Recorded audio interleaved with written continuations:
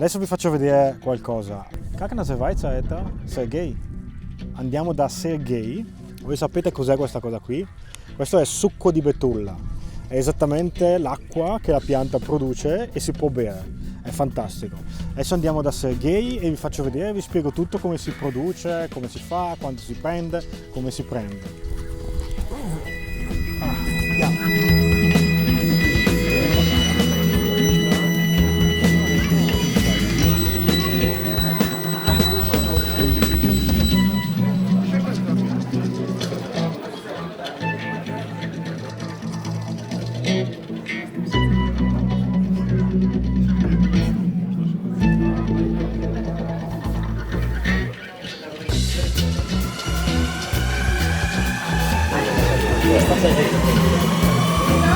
Окей.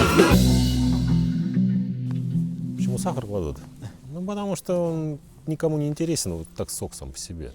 В основном люди привыкли к сладкому. Мне нравится больше без сахара. Ну, вот таких любителей мало. Вот Ты приходит- чувствуешь больше... А здесь вот приходит, ну, если человек жует жвачку, например, он не понимает вкуса. только сахар. Не Да, знаю. да. Вот сахар, то воду намешают с сахаром в Да, магазинах. Вода с сахаром, Да, кислота это лимонная. Как кола. Да, и как типа это кола. березовый сок. А сок, он тоже разный. То есть вот первый сок, когда снег лежит, вот только начинает течь, он реально не имеет вкусов. Начало апреля. Сейчас. Сейчас май. Да, сегодня май, да. Вот. Начало апреля или даже середина марта он может пойти уже. Середина Вот, марта. да. Он только начинает вот идти. Вот, то есть вот вверх пошли, вот его даже сверлишь отверстие в березе, она сухая. Вот ты ждешь, она там раз так и пошли капли только. А когда вот его позже собираешь, то есть береза уже наполнилась, то есть там влага поднялась до веток, и ты просверлил, она прям чуть не струей течет, там сверху стекает, снизу. Сколько сок из дерева? Один С одной березы, да? Да. Вообще за сутки 50 литров спокойно можно собрать. Один дерево? Да. Вау. Но это, редко. Редко. А так в среднем 15... Как долго? Час, 3 день? Сутки. Сутки? Сутки. One day. Сутки. Вау. Вот. Сутки 50 литров. Но это максимально, я считаю. Да. То есть, опять же, не губя дерево. Это много. Не губя дерево. То есть мы сверлим вот такое отверстие где-то, и можно, в принципе, собрать, если правильно попасть еще, потому что там тоже есть где-то как вены, то есть как артерии такие. Я хочу посмотреть, где вены дерева. Вены? Я не знаю, как попадешь. Я не знаю. Это секрет. Why is special this? Ну, как ее правильно называют, пасока. Как продукт березовый сок, он не может называться даже вот по сертификации. То есть соком называется только выжимка, значит, из плодов и овощей. Это считается сок. Да, апельсин, да. А вот это, типа я декларирую, например, он не может называться соком. Можно написать напиток березовый сок, в кавычках, березовый сок. Вот. А березовый сок не считается соком по регламентам техническим вот этим. But which element, why is important this? Вот. А так this salt? вода насыщенная вот ты этим... понимаешь по-английски? Ну, немножко, может, понимаю. Как я понимаю по-русски. Чисто мой вывод. Вот в корнях за сезон, вот летом, там, да, все вот это фотосинтез, накапливаются крахмалы в корнях. Крахмал, там, сахара, которые потом переходят в сахара, как и в любой, там, картошка, например, да, вот. А сахар уже, вот если сахар положить в мешок около воды, он же будет втягивать в себя, или соль. Он просто влагу на себя тянет. Да. Вот. И вот эти сахара, там и какие-то, может быть, даже и соли есть, они просто начинают, вот эта влага пошла в землю весной, они как бы создают вот это давление. То есть она на себя начинает тянуть вот эту влагу и поднимает ее за счет этого к корням. То есть есть такой эксперимент, вот морковь берут, вставляют в воду, сверлят отверстие прям тоненько и трубочку коктейльную ставят, в трубочку насыпают чуть-чуть соли. И эта вода поднимается и вытекает как фонтанчик. Только медленно. То есть это, в принципе, физическое явление. Это физический насос такой, осмотический насос называется. Поэтому он начинает подниматься. Вот. На самом деле сок, он никуда не течет. Он же не капает сам там. Вот мы не трогаем березу, она же никуда не течет. Она просто наполнилась. То есть она как вот напиталась, как губка вот напиталась в себя и держит. Она же никуда не течет. Испарения нет, листочков нету. испарения нету. Вот когда листочек раскрылся, вот в этот момент весной нужна, чтобы как раз листочек раскрылся. То есть наполнилась, и вот эта влага, то есть листочек, чтобы раскрылся. И как только листочек раскрылся, вообще все по-другому начинает работать. Явление транспирация называется. Транспирация, то есть уже испарение пошло. И береза за счет испарения, за счет листьев, она уже начинает сосать. В общем-то, листья берут. То есть листья испаряют, листья берут. И с нее ее не возьмешь. Береза сухая стоит летом. Она сухая, кажется. То есть там есть какие-то токи, ну, все-таки влага идет по-любому. Потому что в летний день, в жаркий, береза там от 200 до полутонны воды может испарять. То есть на испарение уходит. Да. Ну, любое дерево, оно же, отпили его, он сразу высохнет, правильно, летом. So you can take this liquid from the tree, and tree is normal. Ну, мы же не все, во-первых, забираем. То есть мы, как вот есть вот артерии, да, вот это, там волокна, тонкие волокна. Мы всего там вот такое отверстие, вот на такую березу. Это, в принципе, 0,2% площади. От площади мы повреждаем ее. То есть, в принципе, если даже вот березу так наполовину спилить, вот просто так наперед, то есть много сока утечет, конечно, но она не умрет. Она даже заживет. Вот у меня даже видео много есть, где таким варварским способом собирают бензопилой. Вокруг прямо вот так пропилят на такую вот толщину. Вот реально здоровая береза. Можно сказать, за 3 часа набирают 40 литров бидон и все, и бросают там, да. Но береза потом долго заживает, но все равно заживает, как ранки затягиваются, заживает и растет. So it's like when we go to take for analysis blood. То есть начался сезон. Дырку просверлили, и мы целый месяц собираем сок с нее. Вот потихонечку течет и течет сок. Вот. Но мы, с другой стороны, если вот она береза, мы ее в конце сезона только начинаем брать, мы же оттуда больше не возьмем сахаров, как бы, она не концентрированной не станет. То есть она как будто вот какое-то кровообращение, скорее всего, у нее есть, как вот такое. То есть она доносит вещества, и может вот влага опять как-то и уходит, да, то есть она как транспортирующую роль, да, играет, скорее всего, для веществ. Вот, она поднимает вещества, то есть лист, что он становится сладкий такой, вкусный, горький такой, ароматный там. Тоже есть лист? Ну, есть его вряд ли. Нет, вообще их едят. Да? Ну, как бы там можно добавлять, там салатик, а так, в общем-то, Да? найдем листик, его скатываешь так вот, как жвачку такую делают. Да. Такой лекарственный. То есть почки, вот, молодые листочки, они очень там на почки действуют. Так еще один интересный момент. В березе давление, высокое давление, паскаль, да, давление, как в колесе автомобиля. 1,6 атмосфер. Да. В принципе, это посчитать. То есть береза где-то примерно 16-20 метров. И вот это давление нужно, чтобы поднять. А внизу оно так и давит. Вот прямо манометр вставляешь. У меня видео даже на YouTube есть и в Инстаграм. Вот сверлю дырку, вставляют на манометр, и он так 2. Тубинга. Накачивается. Березовый тубинг. Можно, кстати, можно накачать, мысли такие были. И вот так вот вытяжки, ну, как шампанское стреляет. But the tree work like a filter from земля to list. Но она, наоборот, же питательные вещества несет. Поэтому они очень быстро усваиваются организмом. Ты его пьешь, как бы, и он очень мочегонный сок. Вот ты попил там прямо по дереву, раз, глоток сделал, и уже прямо хочется это мочеиспускание сделать. How much you can drink березовый сок for one day? I don't know. How much it's healthy to drink? Если проблем нет со здоровьем, нет с почками, там, еще каких-то там аллергии, то, в общем-то, сколько угодно. Как арбуз. Как арбуз. Вот. 10 кило. Ну, я имею в виду, вот, арбуз же не спрашивают, сколько можно съесть. Ну, сколько съешь, столько съешь, да. Если у тебя камень есть там в почках, да, то тебя и арбуз выгонит. Как бы тоже может тронуть там. Вот. А так вот, если есть камушки или песок, то прямо вот песочек там есть, например, в почках, да? Песок means in почках. Да. Вот 3 дня обильного питья, песок выходит, прямо аж рези появляются, ну так вот режет канал, прямо такой. Или маленькие камушки могут тронуться. В том-то дело, что опасно, когда крупный камень, то есть там 9 миллиметров, например, уже камень. Да, он уже, короче, может прямо проблему доставить. То есть у меня есть клиенты, которые или потом додалбливали как-нибудь ультразвуком, или даже вообще под операцию попадали. На операцию. То есть вот такой детокс вообще. Березовый, вот он, березовый сок, он прям детокс. Это основное. But in the forest, all the trees are the same, or you choose different trees? Вы Крона. знаете или нет? Или Крона. только крона, что? Чем больше кроны, тем больше сока, тем слаще сок. То есть если... So, молодое дерево меньше. Ну понятно, ну как бы берем вот такой примерно там 30 сантиметров, да, то есть мы рассматриваем, меньше в принципе лучше и не рассматривать. Вот такая, там, да, вот так вот. Но надо смотреть на крону, потому что если береза стоит глубоко в лесу, вот, у нее только там шапочка такая, Да, все, да, да. шапочка, там сока не будет. But why only береза and not Клен, липа? клен, липа, да, А, и тоже липа. вяз, орех. So, есть платан. липовый сок?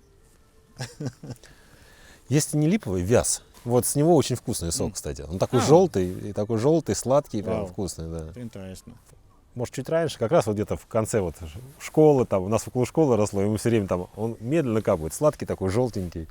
У нас там вот вязы растут как раз около школы. Вот. Но так я его не собирал. Ну, кстати, на нем что-то делают, даже продают там. Ну, вот классные вообще вот, замороженные. Он замораживается, он не кристаллами, а как снегом. Да. Он как снег. Вот сок Да, замерзает, да. когда... Вот, например, это вот мороз, беру баклажку вот эту вот 20-литровую сока, ставлю в холодильник, чтобы он остыл там сильно. Вот. И он там, например, там снег образуется внутри. Ты его сок сливаешь, этот сок становится слаще. Да. Вот этот сок, он становится там, концентрация Да. сахара больше. Вот. А вот это остается лед. А лед, он такой мягкий, как снег такой, прям вот снег такой мокрый. Березовый сок хорошо бродит. Ферментация. Ферментация или как еще там по-английски, по-итальянски. Fermentation. Да, да, да. Ферментейшн, да, ферментируется. То есть он сам начинает ферментироваться. Там много микроэлементов, которые как раз любят дрожжи. Вот эти вот. Вот. Поэтому он бродит просто So, сумасшедше. под солнцем. Да не, зачем Нет? под солнцем? Просто в тепло. Тепло, тепло. быстрее. Но и в холоде бродит. И в холоде тоже бродит. Даже вот 0 будет, все равно сахара все уйдут. Все равно это ферменты съедят сахара. Вот. Брагу делают, там дрожжи такие, как сказать, профессиональные, когда кидают дрожжи, которые там сумасшедшие бродят. И знаете, как встает? Вот бачок такой, и там такой, как родник, вот такой, Вау. вот такой волна стоит. Вау. Вот так бродит с такой скоростью. Вот, может, вино так бродит тоже? Да? Ну, наверное, в Италии делают вино. Вот, оно бродит прям, может, вот так вот гуляет. 3 дня. Вау. 3 дня перебродит до 10 градусов. Вау. В соке 1-2% сахаров в соке в самом. Вот, их сбродить уже получится примерно там 0,6-0,7 алкоголя. Вот, чуть-чуть. да, чуть-чуть. Вот. Но чтобы квас был такой прям вау, эффект такой, туда добавляют еще что-нибудь. Или мед. Ну, как бы я вот сахар принципиально не добавляю. Да. То есть мед и у меня вот сироп топинамбура. Топинамбур. Топинамбур, да, беру сироп топинамбура. Ну, он как бы самый нейтральный, гипоаллергенен, вот, ну и как бы доступнее. Потому что, ну, какой еще там, цикорий, там слишком дорого, наверное. Там. Вы делаете березовый сок и цикория? Квас из цикория? А, квас делал, да, Да? цикорий, вообще О, классная очень вообще. вкусно. На чаге Нет. вот.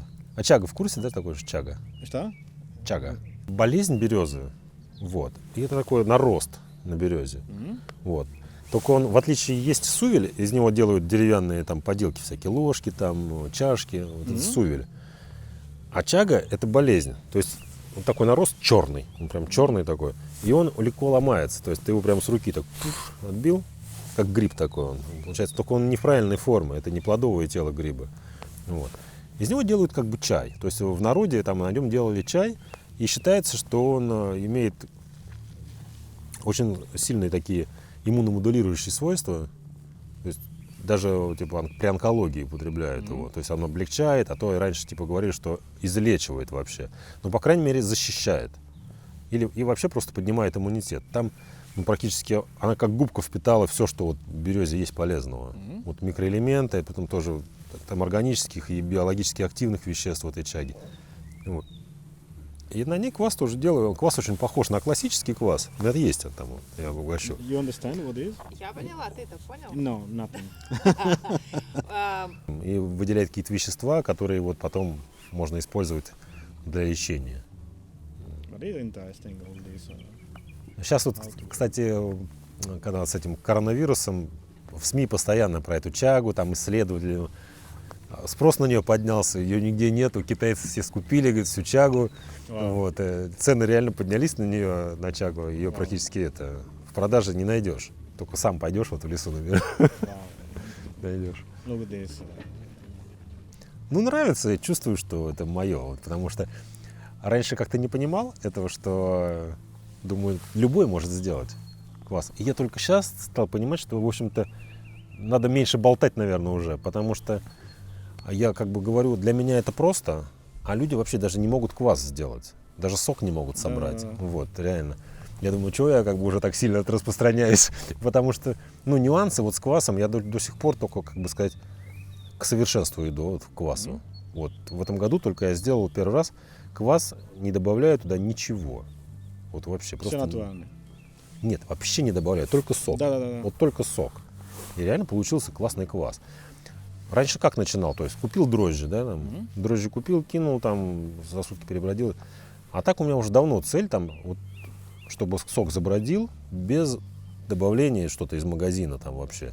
То есть это или мед, берешь мед просто там, помял вот эту соту, вот, в теплой водичке подержал, он там на третий день забродил, и ее разводишь это на объем, да, эту закваску. Да. И уже потом ее так ведешь. А потом она, может, уже, вот эта закваска у меня там через 3 года своя какая-то стала. Вот. Я ее как бы использую, прям вот беру там старый квас, какой-нибудь осадок, и ее разброжу, как вот закваска на хлебе. Вот хлеб делают, да. То есть я не ищу там новый изюм, потому что, ну, как бы, сейчас изюм ты возьмешь, подержал в теплой воде, он заплесневел, если все. То есть вот изюм такой. Плесень. И все. Ну, обычно, как бы, если не используют дрожжи, то кидают изюм в сок, и он как бы должен забродить. На самом деле он еще надо постараться, чтобы он забродил. Но она, я говорю, сложно сделать. То есть люди думают, что вот бросил туда изюм в сок, и он забродил. Нифига он не забродил. Он закис. Да-да-да. Он просто скис и все. Поэтому получается киселяк такая вообще. То есть это, по идее, вот как бы искусство, наверное, в соке увести как раз вот в брожение, но меньше кислотность создать. Потому что сок, он сам по себе киснет, он становится кислый прям вообще, как лимон.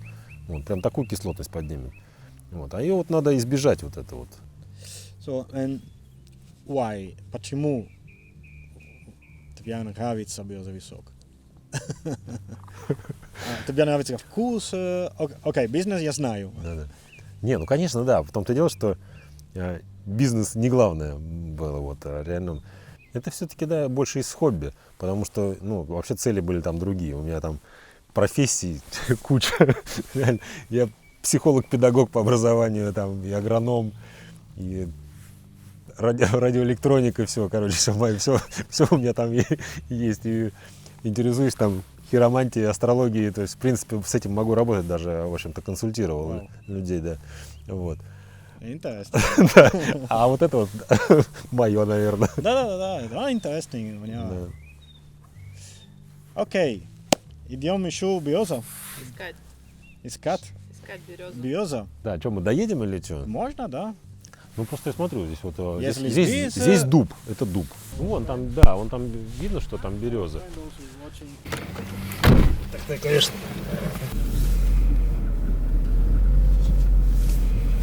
Ну, вот, видите, вот корень, да, идет. Да. Ну, вот это вот так вот. Вот так вот где-то. В принципе, этого достаточно будет, я думаю.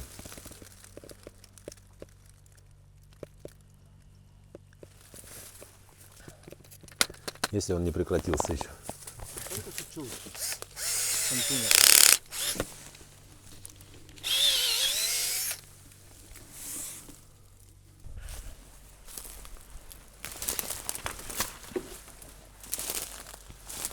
Вон там, вон вижу, береза, да? Только через дорогу получается.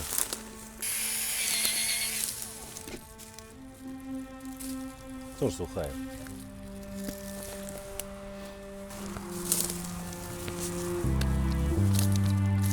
То есть делаем еще попытку, если он или он просто закончился, или идет. Посмотрим.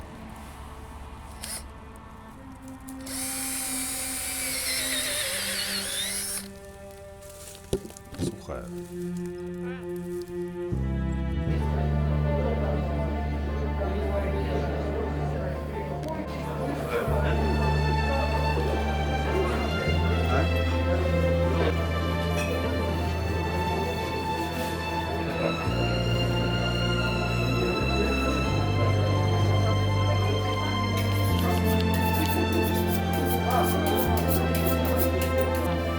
запах такой тоже. Вау, вау. Это- Такой какой-то, вот такой молочный такой. Вау. Такой сок, просто сгруженный сок. Кстати, такой, не фонтан, прямо сказать. Но это вот, можно сказать, здесь ни сахара, ни изюма, ничего нет. Мгм. Вот. Вау. Это прям пробухала тема твоя. Да. Это в чистом виде. Сок сгруженный в чистом виде. Ну, это больше такой сказать, кто-нибудь угадает по вкусу, что мне кажется. Может, какой-нибудь как дёготь? А дёготь из чего делают? Вау. Так вот перестоял. Теплый просто, потому что очень. Вау. Это... Because of warm.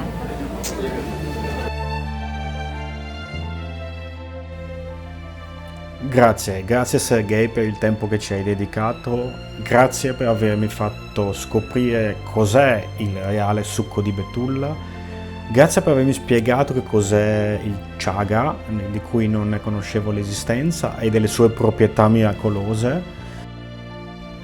Non siamo stati fortunatissimi, nel senso che la stagione è terminata, quindi all'interno delle betulle non c'era più il succo. Però sono sicuro che la prossima volta che andrò nel bosco, magari in primavera, anche in Italia, che ne so, le betulle sono uguali ovunque, io un buchino nella pianta ce lo farei per vedere cosa esce. E magari provo anche l'acero, il tiglio, l'olmo, come ci hai spiegato. Sono molto curioso di questa cosa.